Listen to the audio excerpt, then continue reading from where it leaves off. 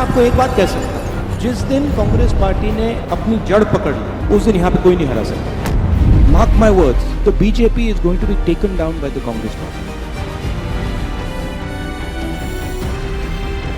108 दिन में 9 राज्यों के 46 जिलों से गुजरते हुए राहुल गांधी की भारत जोड़ो यात्रा दिल्ली पहुंच गई है।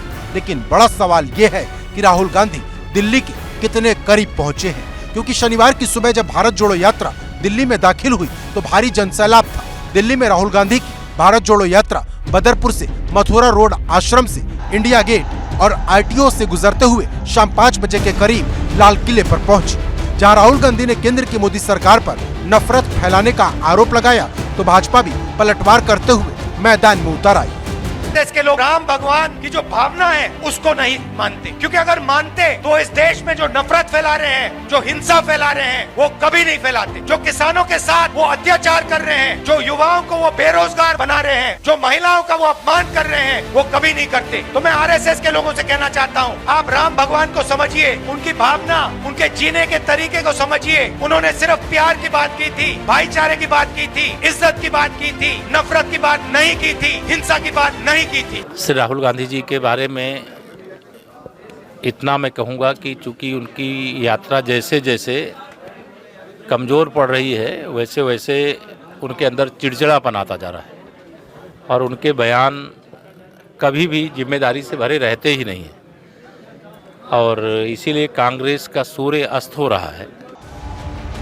गौरतलब है कि राहुल गांधी लगातार लोगों को जोड़ने की बात कह रहे हैं और इसी कड़ी में अब 25 दिसंबर को कई समाधि स्थल पर जाने भी वाले हैं, जिसमें एक समाधि स्थल पूर्व प्रधानमंत्री अटल बिहारी वाजपेयी की भी है। अब सवाल इस बात का है कि राहुल गांधी भाजपा को उसी की विरासत पर चुनौती दे रहे हैं। दरअसल दिल्ली में पहुंचने के बाद 9 दिन तक भारत जोड़ो यात्रा स्थगित रहेगी, जो 3 जनवरी को यूपी में फिर से शुरू होगी। गौरतलब है कि राहुल गांधी अब तक 3000 किलोमीटर की यात्रा पूरी कर चुके हैं। अब सिर्फ 548 किलोमीटर की यात्रा बाकी है, जो यूपी पंजाब से होते हुए जम्मू कश्मीर में जाकर समाप्त होगी। लेकिन इसका सबसे अहम पड़ाव यूपी को माना जा रहा है, जहां सबसे ज्यादा लोकसभा सीटें हैं।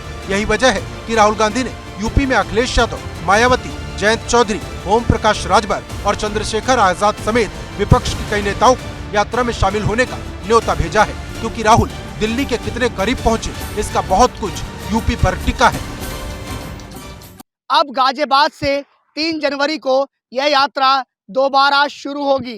गौरतलब है कि यह यात्रा कन्याकुमारी से कश्मीर तक जाएगी। इस यात्रा के दौरान राहुल गांधी सबसे मिलते जुलते चल रहे हैं।